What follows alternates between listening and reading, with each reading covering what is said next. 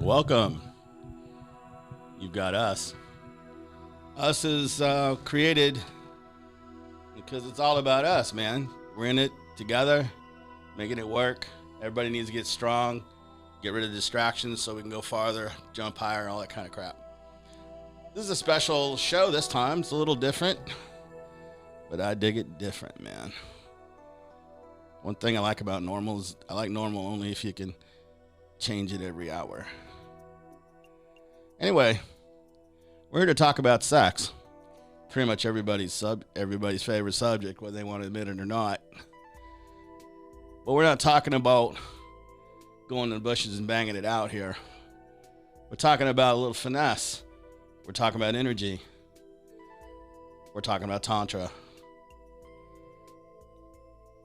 I have here the what I consider the main expert around is Kendal Williams. Hello. Hello. How are you?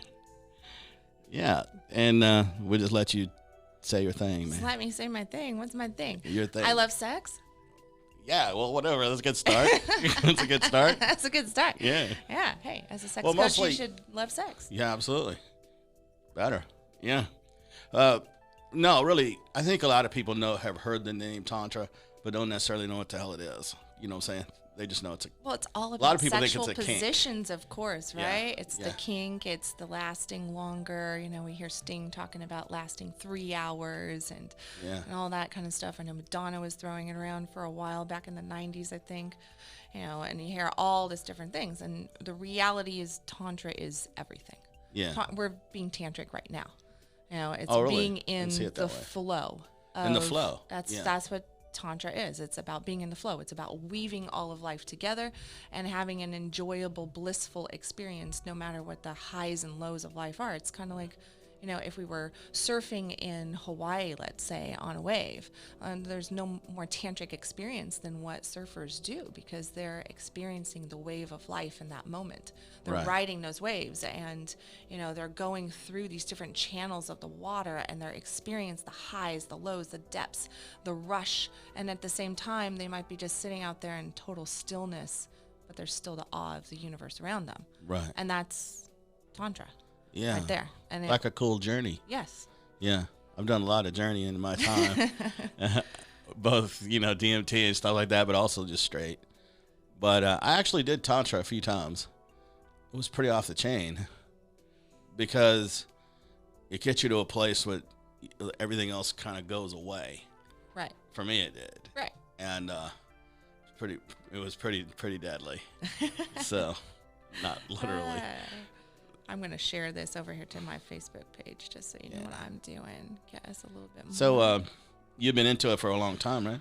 I I mean, I've known you for years, and I would say that I have been into Tantra, if you want to put it like that. I always say all my life, but it's more than that. It's as a small child, I think I grew up in a very unique style of life. I didn't grow up with a lot of money. My dad owned a gold claim, so we dredged for gold all summer long. I grew up running around stark naked, playing with rattlesnakes and watching deer and in the river and all that. And even though I'm the youngest of 6, there's still... I didn't grow up with any of my siblings. So I grew up as an only child. So there was a lot of lack in connection there. Right. And I found the connection through nature. I found the connection through my imaginary friends and everything. Right. And I could see things. So I grew up believing that some of the stuff that I was experiencing was just the way everybody experienced it. yeah. And then I found out when I was 14, 15 years old, this young man came into my life. And he started to explain things to me. He started to give me labels. Right. I'm like, wait a second, that's not the way this isn't normal. And he's just like, I don't know how you're doing this because you don't have any education, you don't have any training on this. You don't And I need was it. like, okay, so I'm telling him what I see and he's giving me a label and I'm telling him what I'm feeling and what I'm experiencing and it's all this energy. And he's just like, all right, so he'd label it for me. We dated for about a year with no sexual activity going on outside of kissing. And Ouch. we just kissing and eye gazing, and I lost my virginity to this guy. and, and teaching me all of this stuff. And he's one of those people that can read 600 pages in 3 days, and Right. just like, he's very, very highly intelligent. So more smart than what most 19-year-old boys, I guess he was Right. 19 and a half or something. I was 15. So, we Yeah. were already breaking rules. Right. But yeah, and then a year later we finally have sex and I lose my virginity. And, it is the sting experience of 3 hours and depth and connection and full body orgasm and all this beautiful stuff. And here I am thinking, well, this is the way it is. That's just the way it is, because that's my experience. That's what, that's where my evidence was showing up, was that's the way it is. Right. And what I didn't really truly understand then was that it was the year of preparatory work that we had done together, the bonding, the connection, the learning to breathe, the energy work, the soul gazing, as Tantra refers to it, and the depth and the trust, the vulnerability, the intimacies that we had shared up to that point that made that moment so that gate opening into orgasm, into my sexual life, so freaking powerful and abnormal from what the majority of young people experience. Yeah. Well, the depth of anything is abnormal, isn't it? Oh, Don't yeah. you think? Yeah. Yeah. We live in a surface-based world, and we think that that's just the way it's supposed to be. Just keep it know. right there on the surface. What a sad thing. Yeah. It's not what Tantra's about. It's about going deep. It's about really, truly relating. Yeah. Well, it's like I talk about on here a lot about the vibrational frequencies, connectivity and stuff like that. And it's very profound. It has everything to do with what you're talking about. And a lot of people have never really met that yet, the vibrational frequency, the resonance that kind of takes them out of their normalcy or their redundancy, whatever you want to call it, Right. Like I have a thing I created. There's actually a immunity, 9 rights on immunity rights. And I developed a 10th one. And I do it for couples. And what they do is, because the way our life works is, like, one guy has a job, she's got a job, and they're wrestling with that, and then maybe they don't connect because they're all jacked up, right? So I teach them to take a hand and put it, not even touch, but put it there, and then describe what they feel. Generally, they could actually feel the peach fuzz without actually having tension. But they also experience all the energy coming Absolutely. from their partner. And Absolutely. And depending on where you're touching, you're going to get different emotional sensations that rise up in your own body, because you're actually tapping into that energy is the emotional experience of somebody as well. Right. If we really become present in ourselves, then we're going to be able to experience somebody else at that deep emotional level without touching, without even hearing. Absolutely. So much of it has nothing to do with touch at all. Like in the case of this system, they have their hand in one area, then they'll keep moving a little bit down, and just describe it. And I have them do an eye contact and synchronized breathing, and nobody's gotten past the waist. You know what I'm saying? so I have to leave the room. No, I'm kidding. But the point is, it shows them how to synchronize. Right. Which the experience I have with Tantra is pretty much that. You're synchronizing and you're just letting yourself roll through it. It is. Makes sense. It's synchronizing. It's letting yourself move into the flow, the weaving of energies together. And it really is about allowing yourself to fully be seen and to witness, to see the other at the same level. Right. Just as this beautiful divine being. And so we're just witnessing their truth. We're not getting caught up on all of our different criticisms and judgments and prejudices around other people. It's just them being them, 2 human beings, 2 beautiful souls coming together and meeting each other and actually just feeling each other at that deep level. Right. Yeah, and that takes you to a whole new space, as you're saying. And I like I said, I read a lot of couples, especially I have a program, built for couples, and this comes up. This comes up all the time, He hasn't touched me in 6 months. I said, well, you lost your connection. You got to get your connection back. And I've actually mentioned Tantra a few times, but generally, unless they got someone to go to, they're not going to do it, because you got to read it and try to figure it out. Right. And what they do is try to fit it with what they already do. And it really doesn't. It doesn't really fit, with just a flesh clash. No, if you're just having friction-based sex, then that's Friction-based. not. Yes, I call that fast food. Friction-based. Fast food, Walmart. Yeah, Yeah, and it's a like little it's mixed not. session. So I'm like, if you're into the slam bam thank you or yeah, not even a thank you, not even thank you. See you later. then Yeah. that's not. And we do that. I mean, a lot of relationships, married or other, today are more into just that friction base. We really are in a hookup society. Yeah. And it's because we're coming at everything from such a surface level. And it's because we've been told that all of our emotions are not okay. If we're too happy, we're damned. If we're too sad, we're damned. If we're angry about something, we're damned. We're not okay unless we're like just, we have to just be muted in so many different ways. Yeah. And we mute ourselves with our partners as well. Right. And then we go, well, I can't, no, I'm not, I don't want to hear that from you. Like, no, oh, he's too emotional. She's too emotional. Yeah. And that's, It's always an and it's like, excuse.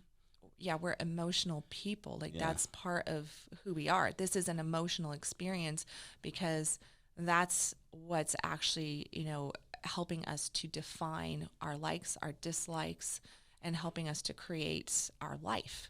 Yeah.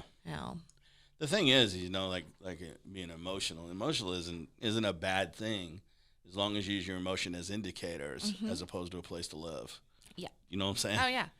So you have to be able to just get comfortable with just kind of rolling with the life, I look at his motion as our GPS system, and There you go. and it's Exactly. really truly just Yeah. saying like if I'm not feeling in alignment, then it normally shows up as anger, as irritation, as sadness, as anxiety, Yeah. depression, something on that line. And then I go, okay, well, what have I just recently done or experienced, or who do I have in my midst that I'm like pointing, towards? Where is this actually coming from? Oh, maybe Right. I'm not in alignment necessarily to them, but in alignment to what my soul, what, God, creator, source, whatever we want to refer to, all this stuff that we don't see, right? That we experience though, all that is, whatever that is, that I'm not actually in alignment to the way it is seeing it and experiencing it, versus I'm caught up in my ego. So I'm wanting to control this situation, or I'm feeling insecure in a way. So it's coming up hold in back, these, right. So I'm experiencing a negative response, which is showing up as a negative emotion versus, if I'm feeling really turned on, as I like to say, which just means that I'm in the moment, I'm happy, I'm appreciative, I'm seeing the blessings in my world, in my life, then, if I'm experiencing that and I'm really engaged and present in the moment and happy with it, then that means that I'm in alignment with my soul. I'm in alignment with this moment and how it's supposed to be going down, versus trying to wrap my ego and my human desire to control and dictate things, including others. It's just, so I look at it like that. And as long as, I used to have that life where I was depressed and angry and bitter and resentful and blaming and not taking responsibility, and also kept my mouth shut and buried all my emotions because I didn't want to look crazy. I didn't want to look emotional. I didn't want to look like I didn't have my shit together. I didn't want to look like any of that. These parameters. So I had these, it was all these boxes, and I had to break out of the boxes to stop giving a shit as to what everybody else thought, what their judgments, opinions, and views. If I swayed to the way every other person wants me to sway, I would not be able to be happy. And I see a lot of my clients, they come into me and that's exactly what they're doing. They're swaying all the time. Trying to find that normal. Right. And they're like, what's normal? What's normal? What's normal? How do I make that person happy? How do I make that happy? What's this acceptable? What's that acceptable? It's like, what makes you happy? Yeah. Like, let's get back to you. This is a moment of like, let's just come back to you, and it's okay to feel however you're feeling right now. Yeah. Well, also, from my experiences and what I do, is if you are so worried about, you should have an idea about it, but if you're so worried about acting a certain way, then it makes your vibration just kind of static. Like it'll kind of, to me, that's what it feels like to me, like this. And so the other person feels that. That totally knocks you off your pins there, so you're not really getting the depth that you could get. Yep. You know what I'm saying? Yeah. And so it's really, it's really important to know more about it, because it is absolutely a big part of who we are. And hell, who would you want to let go of it anyway? But anyway, that's just me. Anyway, why would you want to let go of something like that? But Anyway, I lost my damn train of thought. But, there you go. Um, oh yeah. Well, a lot of times religion will mess it up too. Oh my gosh. Yes. Like they'll go, well, I can't, I don't do that because I'm a Christian, or I'm a this, or I'm a that. I say, you don't think sex has nothing to do with it, really? Well, no, it's all about spirit. Well, baby, you connect your spirit that way too. Mm-hmm. It doesn't. It doesn't have to be, sage and incense and cross legs. You know what I'm saying? No. And but we get caught in that. A lot of people get caught in that. They get caught in what it's told. They're told instead of feeling their way through it. Yeah, we're told to deny the flesh, to ignore it, and that it's shameful to have, desires and to want for, and a lot of the issues that women have had throughout the course of time. We can roll back the clock to the turn of the century when all the hysteria was flying around, and and actually vibrators became a thing because they discovered that, hey, if a woman has an orgasm, she's not as crazy. Go figure, Yeah. But then it wasn't until the 90s that study was actually done on the clitoris. Interestingly enough, that we have less time studying the clitoris than the internet has been around. That's not. Wow. That's one of those little crazy sexual facts of science out there, but it is. It's like, so we figured that out, that back in the turn of the century, that if women got an orgasm, that they weren't as crazy. They were better mothers, better calmer, and they were more loving. All this kind of stuff was going on, also making their men happier too, because now they were more turned on and willing to do it. They were more engaged instead of just going, okay, just let's get this over with because sex is for you. And my mom told me that, just lay down, honey, spread your legs and think about something else. It'll be over soon. Wow. I have heard that from so many people. Yeah, nobody told me that. So many people. I've met women, a lot of women that felt that way. Right. They didn't feel that way. And it's they just needed like, to pretend they felt like that. Right. So they had to go into that, and then we have all these sexual dysfunctions coming up. Especially both sexes get it, but the feminine definitely has a lot of sexual dysfunctions coming up with like prolapse and Well, in that way, but also in the way of individuality. Mm-hmm. I mean, they're taught. Women have been always, even when I was a kid, taught when they got with a guy, they had to like melt into him. Right. They couldn't be an individual. Right. It was all about. And so their vibration is totally lagged. It's lagged, Right. I don't know another word for that. And so that's what causes divorce and stuff like that, because pretty soon the vibration he was attracted to doesn't exist anymore. Right.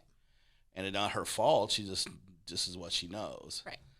And so I talk a lot about that to clients. Yeah. And the shame that we put around sex, unfortunately, that does come a lot from religion, society. Yeah. And, but it is, if you think about it, a sexually open, secure society, both men and women feeling very confident in their sex.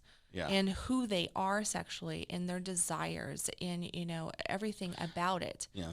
That is a liberated society. Yeah. That's a society that is also going to start to question other things, because we have shut down the sex because of its power that it brings, because it opens us up in so many different ways. Yeah, it does hit the vulnerability button. It sure Yes. does. But you know what it also does, though? There is the issues we have now, I think, across the board almost for most people, is the idea, okay, I have to perform. So I got to perform. I got to do whatever that makes you scream, which is fine. But you also have to be able to receive. Well, the other side's screaming so that they're giving a good performance and not really being true about what's going That's where on. the So they're not faking comes speaking. from. They're faking it. Yeah. When both sides are performing and they're not really actually reading each other, connecting. Yeah. They're not. They're just doing friction.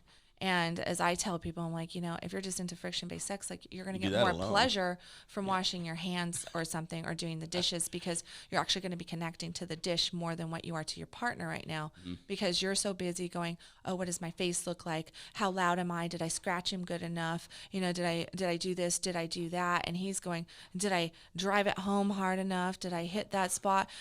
Should I twist like this? Should I, stir like a cocktail? What if I go hard on this? and soft there and everything, and like flip this position, that position. I saw that in a porn. Oh yeah, let's do that. And they're all up here. Right. They're not actually embodied in with their partner. Yeah. And that's the depth, and we run from depth because oh my God, now I've got to get real. Now I might actually have emotion come up in this. Right. Now I might actually see emotion come up in you.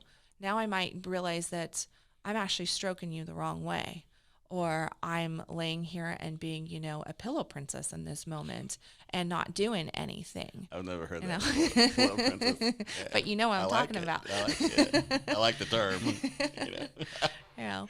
And it's just like coming together and really experiencing each other. That's there's so much power in it, and recognizing that we all have fantasies, we all have desires, we have different things. Like if you're with 5 different people, every person's going to be different. There is no cookie cutter to right, our and sex. there's really no rhyme or reason of what it could be. It could be something. And there's nothing wrong with it. There's nothing that I get asked all the time. Oh, I have this kink, or I think I'm abnormal. Is this normal? Is this normal? And there's no such thing as abnormal in our sex. Absolutely not. And it's like there's just like. I had a family member. I overheard, and he knew it. I overheard him talking about like wanting to have rough sex and spanking, the whole works. And he saw me, he goes, oh, shit, because he was embarrassed. I said, just sex, brother. That's all I told him. Just sex. Roll with it. Enjoy it. Whatever the hell it takes, Yeah, all right. Now go. You want me to go away. It was funny. But and that's it's always been my attitude on it. It's like, just, if this is where you roll, see what you get, Yep. So, but anyway, I mean, it's kind of like when you do this I guess you'd say it was a therapy when you teach people how to do that, or is that a right? lot of the work that I do, I mean, everybody goes, Therapeutic. what the heck is, sex coaching? Do you sleep with your clients? No, I do not sleep with my clients. Yeah. I have my partner. I'm happy with my partner. Right. I have my own private life. I do not sleep with my clients. Mm-hmm. There's not, there's no form of sex going on. At any level. Now, what I do with my clients is a version of talk therapy. There's a lot of talk therapy on the front side of stuff. I also, because of my background, because of certain things that I've learned through the last 25 years, and just me as a person, that Sure. little girl Kendal who saw things, right, and was experiencing energy and didn't have labels for what she was experiencing. Well, she's learned how to work this into her sex coaching practice. And because she's done it with lovers and she's experienced lots of different things, right? So what I do now today is that I have what I refer to as tantric integration sessions, which is using acupressure, which is using a form of Reiki or quantum touch, Right. An energetic healing art. So I pull in, I probably use anywhere from 7 to 8 different modalities during an integration session. Am I touching somebody? Yes. Am I touching their genitals? No, I'm not. I'm touching acupressure points throughout the whole body, from their toes all the way up to their head. I'm using energy. I'm teaching them breath work in that moment. I'm teaching them how to get into their body and allow themselves to feel. And funny thing, he's going to kill me, but he's going under the bus. Yeah. And it's like, no names ever are mentioned with me, but your story does get told. So I have this beautiful client, love him to death. And he originally was just so in his head. And we did a lot of talk therapy. We did a lot of different stuff. And then I decided, I was like, you need to do some integration work. And he's like, okay, what does that mean? Right. So I explained to him, and he's in shorts but topless. And we're going through everything. And it was one of those things that he had to fight his own body because he was getting so turned on just from the acupressure points and the breathing and tapping into his own body. He's trying to figure out, how am I? He's, of course, crediting me, right? And I'm going, it's not me. Has nothing to do with you. It's not me. Really. I'm director. I'm just teaching you to tap into your own turn on right now. Yeah. That is it. I'm not, I'm staying here fully dressed. You got shorts on. I haven't touched you in any sexual fashion yet. Look what's happening in your shorts. And he's feeling shame around it. Underwear is getting tight. He's feeling shame around what's occurring and trying to control that, which then brings him back into his head and takes him out of that beautiful energy space. So then, we had some conversations. We got through the permissions. I was like, dude, that's normal. It's good. It's actually a positive sign. Like, allow yourself to be there. Like, you're not causing any constriction in this moment to your energy, to you being you. You're just letting it flow through your veins. That's good. So you're feeling, you're experiencing, and wow, look at this. So now he's like really he's been giving himself more and more permission. Yeah. But that is a beautiful example. Like the shame that just he had, and the nervousness, and what's she going to think? What's going to happen? Is she going to take this as Well, I though would I'm going to imagine. do this or I'm going to do that? Yeah. You know, all that kind of stuff. I'm like, no, you know, There's a it's lot not. of pressure for men. I mean, I've never been a woman, so not to know anyway. Never been a woman, so I can't come from that point of view. But from a man's point of view, to get into a sexual action with a woman and feel that maybe they need to go a certain direction or whatever, Right. they're always tripping on that. Right. Or tripping, okay, am I hitting the right spot? Kind of stuff you were saying earlier. And it totally just jacks it up, Right. you know? Right. But if you can learn how to be in your body and be present at the level like what I was just discussing, you know, now you're tapping in. Now imagine when he goes home to his lover and he's experiencing an intimate moment with her. He's going to be more in his body. And when you're more in your body, you can also tune more into your partner's body, which is what Tantra discusses. absolutely. It's You like, don't have to be in the same room. no, it is this Right. is a beautiful energy engagement between the two, where you're actually connecting the circuits between the two people, you could say, and now you're weaving that together. So you're experiencing each other, because it's not just the physical. Right. You know, I've had sex with guys of all different sizes and all different, like, you know, oh, I'm the best this and I'm the best that, whatever. And seriously, sometimes it feels like I'm like, where are you? Like, I don't feel you. Yeah. I don't feel you. It's because, and I'll tell my guy, I'm like, you need to get cock conscious right now. Like, I need you in your cock, because I'm not feeling you. I don't know where the fuck you're at, but you're not here with me. Right. And I want you here with me. Like, I got in bed with you. So could you please come back? You know, because your physical body's here, but it ain't doing nothing, because you're emotionally there. not here. You're spiritually not here. Like, come back. And the same is true on the other side. Like, when a woman's laying there and she's thinking about doing the dishes, or she's thinking about, you know, the proposal that's due, Or is the kids or are hearing? the kids going to wake up, Yeah. or what have you, then he's just basically got a blow up doll going. Yeah. And there's no engagement. Yeah, I always call it masturbating with somebody's body. Yeah. That's And really but what that you're doing. and then that causes this massive wound, this trauma in the relationship, and that occurs for years on end, and they wonder why they get to a point where there's no sex happening, or somebody cheats, or all of a sudden this breakup happens, you know, or there's all this toxic energy, this bitterness, this resentment, all the fighting and everything like that. And it's because the wound of not being present in the intimate moments, because that also transfers out. Like, we are a mirror image in all aspects of our life. Right. If we're not present in our sex, then we're not present someplace else in our life as well, guaranteed. Pretty general. Which is pretty Yeah. general. Like, we're not present actually in other spaces in that relationship. No. We're not present really at work. We're not present in our bodies. And what are we doing? We're masking left and right. We're watching TV shows. We're sitting on our phones, and somebody's Facebook status is more important than the relationship right in front of me. Right. Right. And getting caught up on whatever, you know, is going on. We go into those worlds, but that's all a mask for avoiding what's going on in here. Sure.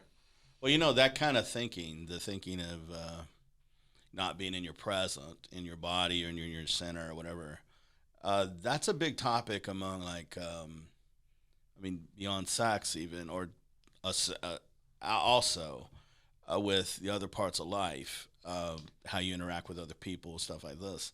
A motivational speaker that I listen to is Zig Ziglar, if you've probably heard of him. Oh, yeah. He was the best. Yeah. Well, he goes, well, you know, you have a guy, and he's at work, and he's thinking about what he should do when he gets home. Then he's at home, and he's thinking about what he has to do to go to work. Yep. He says, that's why you don't get nothing done. You're always traveling. Right. Do you see? And it's true. There's so much of us, so many of us, and we're never in the center. We're never where we are. Right. You know? Oh, yeah. And a lot of times you would think like sex would bring you who you are, but it doesn't. No, you got to be there first. You know. A lot of the sex that we have today is basically we're just using our partners as like a Prozac pill. That's all we're doing. Yeah. It's just like I'm just trying to take the edge off of my stress, You or know- I need to go to sleep. So Right. this is a great way to induce those awesome sleep hormones. So then, you know, I get that drop down going, and then I'm out. There you go. But it's not about the connection. It's not about the love. It's not even about the pleasure. Yeah, just doing it. Yep. so you can say you did Yeah. or Just whatever. it's not even to say that you did. It's literally just to take the edge off. I have coached so many different guys that have come to me and say, "Yeah, I masturbate 6-7 times a day." You know, like every time something happens at work and I get into a stressful situation, I got to take myself to the car to the Stress bathroom, relief, and I'm just like, a couple minutes later, like. I feel better. Now I can go back to work. Now I can get another hour and a half in before I got to go do this again. Yeah. And it's just like, wow, you are completely numbing yourself out to your sex, to everything, and you're now training your body to accept this limited amount of pleasure. And sex has now become, like going and smoking a cigarette. Like a lot of people go smoke a cigarette to reduce their stress. They get into that Without the lung damage. Right. Yeah. Without the lung damage. But if you look at if you get into tantra and everything, then there's a whole understanding there of like what the loss of those sexual fluids do to men and to women, like what we actually have going on at a chemical level as well, which is a whole nother topic. Yeah, right. Yeah. Well, like I was counseling a couple, reading into a couple just the other day. And the guy, he saw love as her having sex with him. Mm-hmm. She saw love a whole other way. Right. And the sex was just an aspect. Right. He didn't have that. You see, so in order, like, in her, I was trying to tell him, I said, look, you can get to sex. Sex isn't hard to go to. But on your way, you have to make your connections. He's like, huh? Yeah, no. I said, look, if you were to walk by her, stroke her face, tell her how great she looks, she will carry that around all day. Mm-hmm. You got to make love to your partner all day long outside the bedroom. You've got to court. We don't court. Like, you end up in the courting process. When that's over, then all of a sudden the courting ends on both sides. The flirtation ends on both sides. Right. They don't date anymore. Yeah. All of this stuff that we do when we first are learning somebody, and then we assume that once we're with that person that they're just not going to change. Right. Now this is just a person. But what we forget is that every single day our partner is a new person. Because they've gone and they've had these life experiences and they've had these thoughts and these emotions and this stuff occurred during their day. And then when we meet back together, they've had a different experience than what we've had.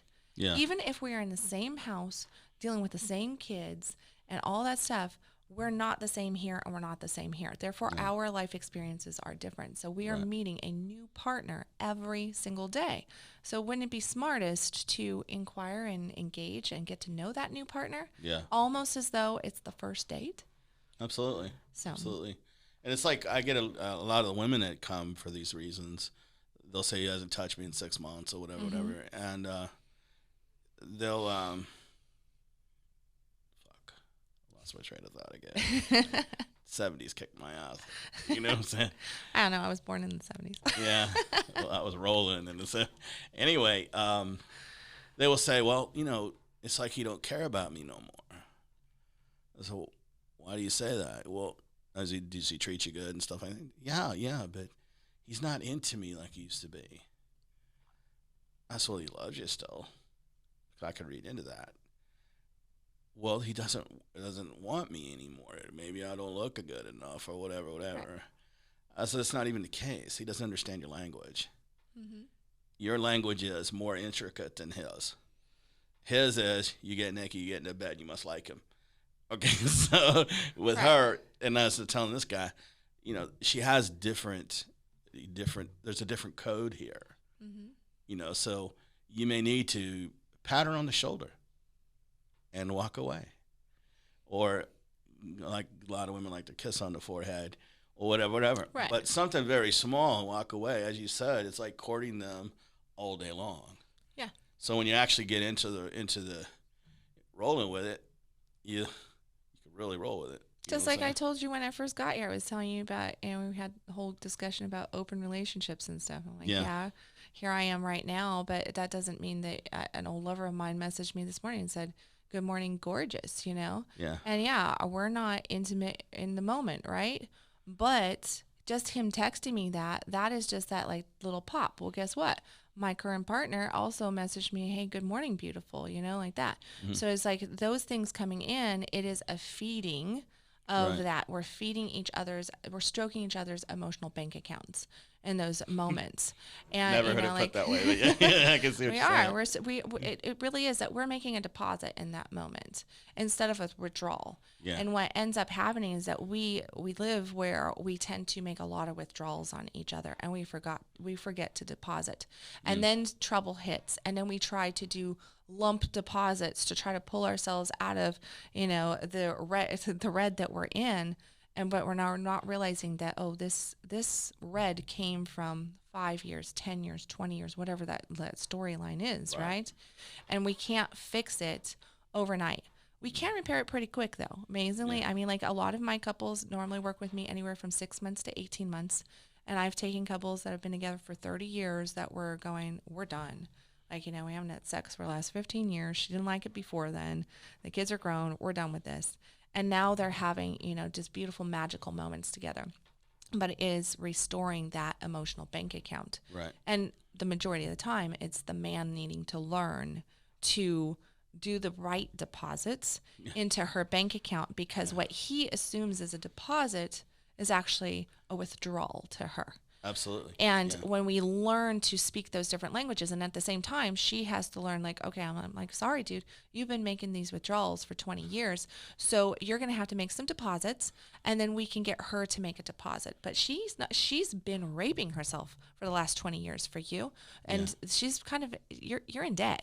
You're in massive debt, and we got to pay off some of this debt first. Pay it off. We got to pay off. We've got to start showing up. We got to start showing this. And if you're not willing to do that, then you need to let her go, because that's the most loving thing that you can do in this moment. Yeah. Because if you're just looking for your bank account to be, deposited into when you've been having, withdrawing from her, Right. then it's time to, like, really examine what love means to you. Yeah. Most guys wouldn't have that. They wouldn't get that figured out. No. Well, not on their own anyway. No, my clients are some of the who's who of Dallas and everything. And, I deal with doctors and attorneys and different political people and everything, and business owners and everything. And so they're intelligent, very success-driven people, and you would think, they've got multiple master's degrees and all this different stuff going on. Highly, highly intelligent people. But when it comes to this department, something that seems like you should understand that this is a give and a take, an ebb and a flow, that there is, both sides, and that the stuff that you were doing on the front side, you need to keep doing it, because that's what attracted the two of you together. And I've had, like, one couple, he used to write her, they're very strong Christians, and he used to write her little verses from the Bible, and he would stick them around that were loving verses, like from Song of Solomon's and different things like that. Go. Or if he knew that she was having a tough day, he'd send her a Bible verse, and he'd write her these beautiful love letters, but they were very strong based in their beliefs.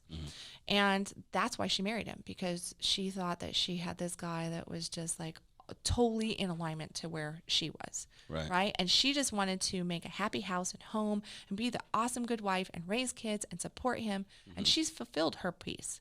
He let go of that writing. Right. Yeah. It's such a small thing, right? It's like, really? But it means the world to her. So the work that I started with him was like, dude, let's start writing some notes. Stick a note in, her makeup box. Stick or a quick note. Text. It's pop her a text, like that. I just started giving him those little pieces, and that right there was just a massive turning point. And I'm like, order her some flowers. Yeah. He's like, oh, well, I've thought about doing it. I'm like, no. Yeah. Like, you're not landing this week without a delivery to your house. He's like, well, I'm like, I know you travel a lot. That doesn't mean that flowers can't come to the door. Right.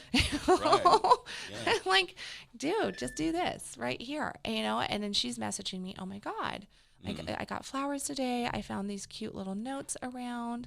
He came up behind me when he got home, and he gave me a kiss on the neck, and he told me how beautiful I was. And he didn't push me for sex that first night. So guess what I want to do? Right. Exactly. Right. And she's like, oh yeah, now I'm turned on to this. Yeah. Yeah. It's really seems so elementary, but it's not, because we're not taught like that, No. Like, my dad was a gorilla, so he was about, consuming. Right. But those days women were taught that's what it was. Right. You know what I'm saying? Right. It ain't like that anymore. No. But that's good. It is good, but I think that one of the biggest things that I see from the whole feminist revolution, you can say, is yes, it's beautiful that women are speaking out more and speaking for their truth and asking for what they want. But a lot of women still don't know what they want. Right. And they are now, they've flipped it and they're now demasculating men at different levels. So now we have this whole quandary going on where we have a world of women that are acting like men and men that have pretty much lost their balls and are, their man cards. And because it's not okay to be a man, it's not okay to be confident, it's not okay to be sexual, it's not okay to look at a woman. I had a guy in a grocery store, this happened a few years back, and I was checking out, and this man, he looks at me, he says, "Excuse me, ma'am," and I was like, "What?" And I looked at him, self-register, I looked at my smile, I was like, "Hey, yeah, what?" He's like, "Can I ask you a question?" And I was like, "Yeah." He's like, "Is it okay for me to give you a compliment?" Yeah. And I looked at him, I was like, "Of course it is. Why wouldn't it be okay for you to give me a compliment?" He's like, "Oh, I've given a couple of women compliments and they, they jumped down my throat. They told me that I was a pervert. They told And I was like, "Oh my God, no, no, please." A lot of times, as you're saying, a lot of times women will see any type of compliment or any type of just if a man looks a woman in the eyes and smiles, a lot of women take the defense to it. See, I have a problem with that personally. Because there's times that women will come to, I see a lot of women in my work. Anyway, and sometimes, man, oh my God, looks like they were made by Tiffany, right? Mm-hmm. Really beautiful women. And before I even get started, I go, "Man, you're gorgeous." And then I can get going. Right. Because I get past the distraction. Right. And I always go, I hope you don't mind my saying so, because I'm going to be respectful. But then it gets it out of my head so I can roll. Mm-hmm. And generally, they're pretty cool with it. I haven't had any problem other than one woman went home and told her husband that I did that. Yeah, he wasn't happy. He wasn't happy at all. So he got me a phone call. Anyway. Which is a whole nother topic, right? It's like jealousy. That's like you want to cause some big turbulence in your relationship, become jealous of your partner. Yeah. Shouldn't you be almost turned on to the fact that other people find your partner attractive? Oh, yeah. Or find your partner nice and going, "Hey, he is going home with me." Right. Like you can look, but they're coming home with me. Yeah. Like that should give you pride that you have a partner that's taking care of themselves, that has that light, that energy that is magnetic. Right. But they've chosen you. So there should not be an insecurity about it. But jealousy only shows your own fucking insecurity. Well, it shows you intuitively know you're not doing what you're supposed to be doing in the first place. Yeah. I'm going to control what it's saying basically is, if I was you, I'd leave me too. You know what I'm saying? Right, because I'm not good enough. I'm not this, I'm not that. And that's what it comes down to, is that I know that I've got insecurities inside of myself, that I'm not good enough to hold this relationship. Right. So I'm going to point my fingers at you and blame you for, attracting somebody, because we can really control what other people are going to say about us, or winks or gestures, or, I'm like, yeah, it's crazy, because I'm one of those women that I do get guys' phone numbers, and I'm very easy to talk to men and everything, and I look everybody in the eye and smile. Sure. And so that is perceived as flirty, and I am kind of flirty. I'll admit it. Me too. but it's fun though. But it is and it's a compliment. Serious compliment. Yeah. It is, and so if jealousy, I always tell people, I'm like, if you're experiencing jealousy, you need to stop pointing those fingers at your partner and start looking internally at where you feel that you are not good enough, where you're having your own insecurities around yourself, because your partner's not doing anything over there. Right. That is all your shit. Yeah. All yours. Yeah. If you're squealing, it's because it's your own junk. Yeah. I remember in my 20s, I was with my wife number 2, and she beautiful, gorgeous girl. And she was wearing, remember the Daisy Dukes things women used to wear, and the halter tops? Mm-hmm. She was deadly. Anyway, long blonde hair. Anyway, this guy walks out of the convenience store as she was walking to the car, and he was staring at her hardcore. He ran into the ice machine, and she was like, and I didn't get jealous. So she's like, "What the hell's wrong with you? How come you ain't jealous? Doesn't that bother you that he was staring at me like that?" And I was a bit of a knuckle dragger back then. And I go, "Well, you know what?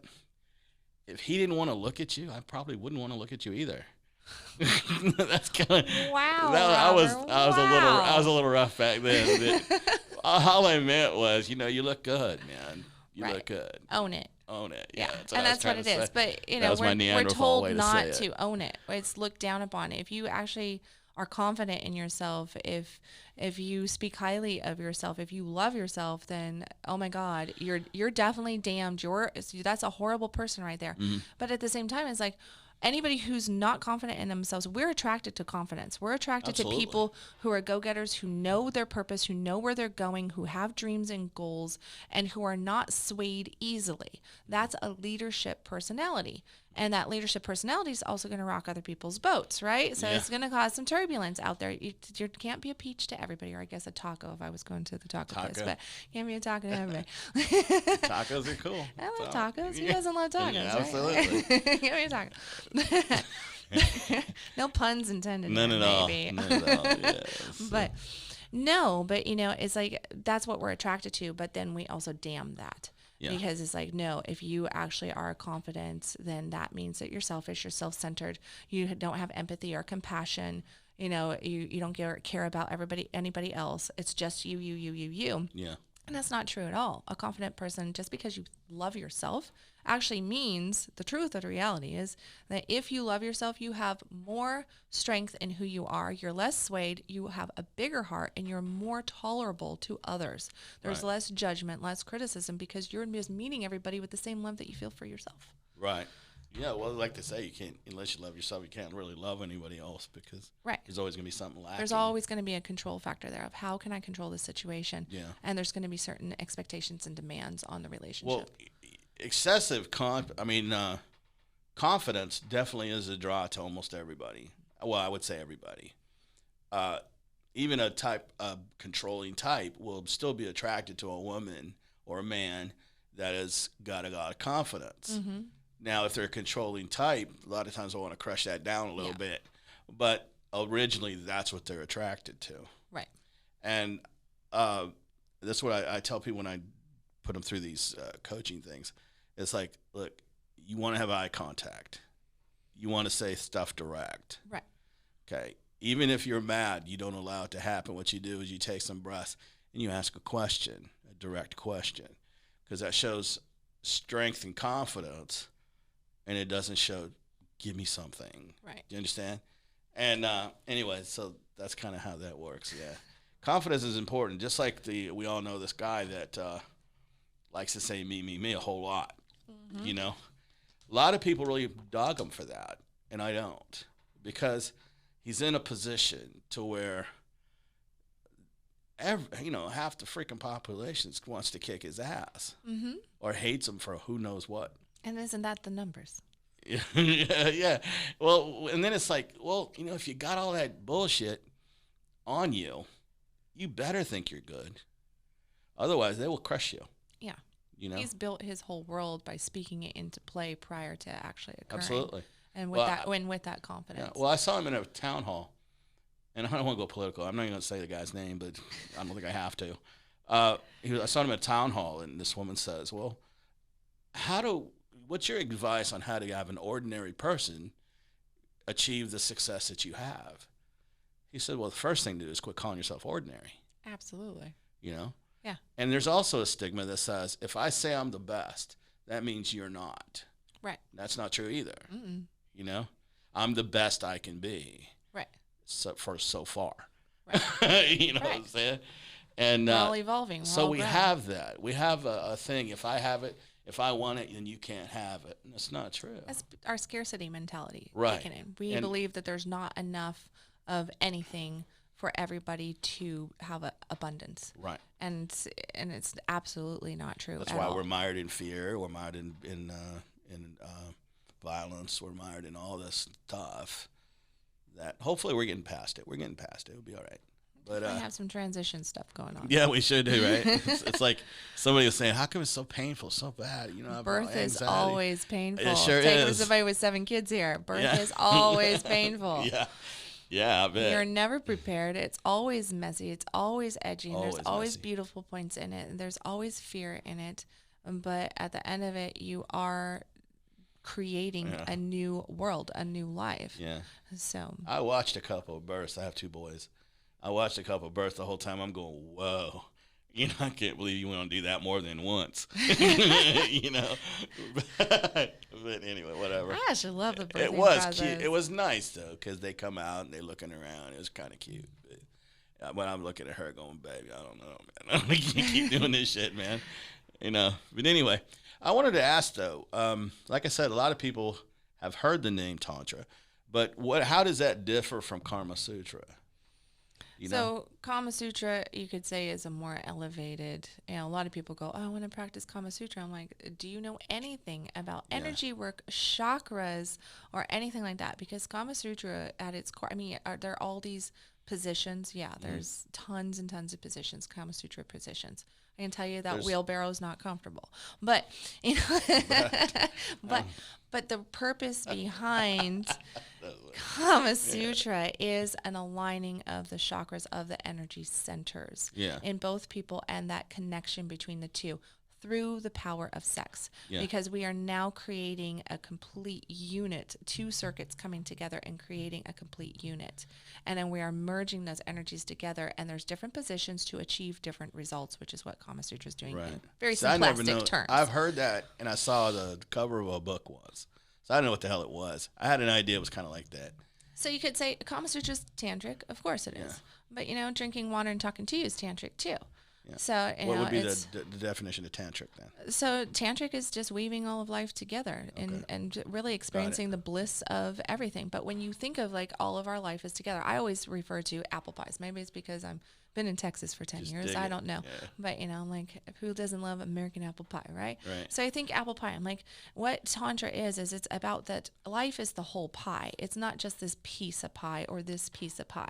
You don't make an apple pie with just apples. There's a lot of other ingredients that go to it. If we forget the vanilla in the apple pie, then our apple pie it's going to be off. If we forget the cinnamon, it's going to be off. If we don't make the crust, with enough butter, then it's going to be off. If we use this apple versus this apple is going to be up.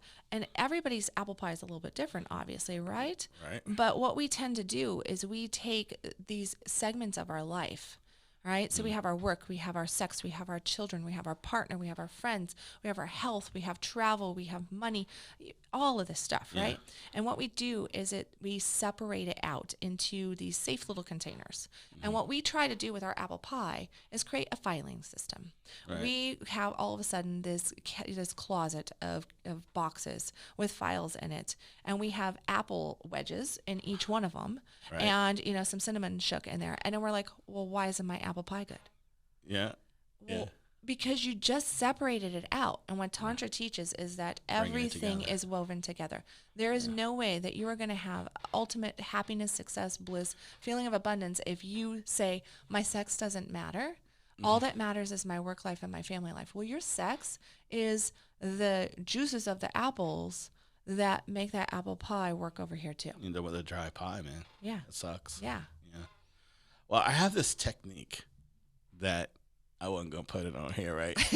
But there's a technique that absolutely works. And I'm thinking this is like Kama Sutra, okay? Like I said, I never even wrote a book on it. I read a book on none of this. But anyway, I would say to the person, I say, okay, we're now deep breathe. And we synchronize breath. Right. And I said, now, I want you to imagine that I'm putting my hand on the left side of your cheek. Okay. I said, I want you to imagine the heat. I want you to imagine the pressure. I want you to imagine that I'm connecting to you, your body right now. And now I'm going to move. Tell me where I move. And they can absolutely tell you where you move. One woman actually thought she saw me out the corner of her eye. Is that a trip or what?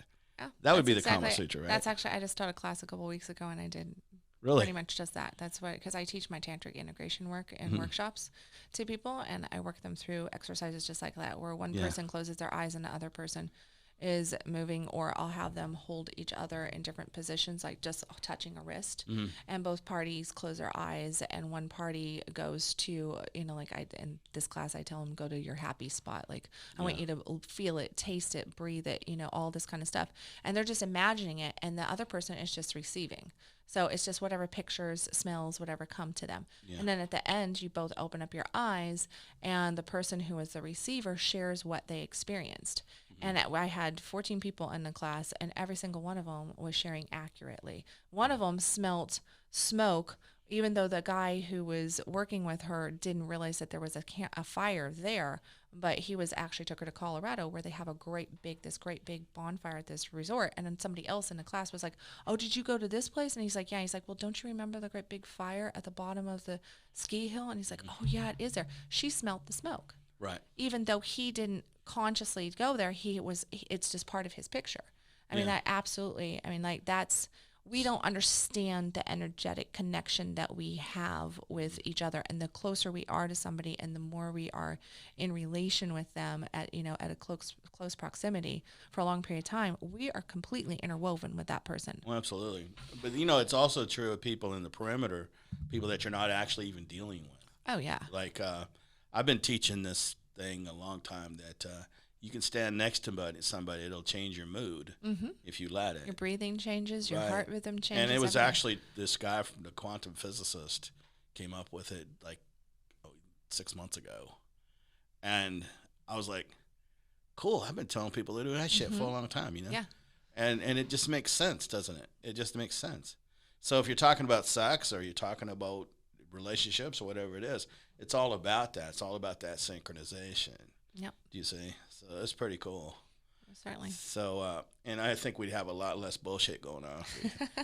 We actually understood that. Absolutely. Because if you don't have that, if you don't have that synchronization at all, ever, you're going to feel alone. You're going to feel probably depressed, fearful, and that's so much of our culture now. That's why people are banging out windows and shit. You know what I'm saying? Those people have no clues what they're doing. I mean, they got an idea why they're doing it, but it's not really what's going on. No. You know what I'm saying? I'm not going to get all into that nonsense. But anyway, I keep going with that. I keep going. You're not even going for the right people. You're not even jamming the right people, But anyway, whatever. But it all comes from that. We're taught to be that we have no control or we have no ability or whatever. We're taught you pretty much have to do what you're taught to do. Well, you're only going to get about 40% of what's necessary from there. The rest is all in the juice, man. Yeah, and the suppression of everything else causes all the emotional and mental and even physical ailments that we experience. Absolutely. Stay strong. You got to keep rolling. Yeah. So, all right, babe. Well, we're at the end of this game. Okay. So it's been fun, though. You're cool. Yes. You're cool. Well, thank you. All right. So give them the juice on where you're from, how to get a hold of you. How to get a hold of me? Yeah, well, that just sounds like putting good, right? KendalWilliams.com and you That got made it. it work. There you go. That's pretty easy, right? Yeah, just keep it simple. So do you like teach KendalWilliams.com. classes? So I teach classes all around the Dallas-Fort Worth area. Well, right now we got all of our stuff going on, but for the most part, on KendalWilliams.com, there's an event tab. So all my events are there. I'm on Meetup. I'm all over Facebook and Instagram and YouTube and everything. I mean, So I'm if not somebody- hard to find. If somebody goes to one of your classes, they're going to have to get naked? No. Good. That's not good. My classes, a lot of Depends people what you think say. that there's a lot of stuff That's what I'm going saying. on. That's why I said But that. no, I mean, like if I was teaching a naked class, it would say you're going to get naked at this class, and I have yet to teach a naked class. Yeah, a lot of people run from in that over one. a decade of teaching, I have yet to host an orgy or to teach a naked class. So it's just like, or to force anybody to do any sexual contact, because guess what? My classes typically are not about sexual contact. They're about education. They're about energy. And if you're with your partner, you're with your partner. So yeah. And one-on-one. That's why I brought it up. Is 'cause, Yeah. a lot of people would think that. Yeah, there's that stigma out there, like, know, oh, what does sex room- coach, sex room therapy full of mean, mouth right? breathers, Yeah, nope. We're hardcore safe space, boundaries, everything. It is education focused. I have had people get mad at me because it was education focused and they didn't get turned on enough. Right. Yeah. Like, really? Well, did you Right. not see for educational purposes? Yeah. Go practice, brother. Go practice. Like, yeah. Yeah. All right, man. We're at the end of this, and we want to welcome Kent. Oh, I'm tripping. Kendal. Really, it's been I think it's been good. Anyway, I'm Robert Crusoe, as you probably already know. You can get me at 469-546-8017, or go to my website, robertcrusoeonline.com. I do, intuitive readings, which would be psychic to some people. And I do other stuff too. We can talk later. But I do the Munich rights, that kind of thing.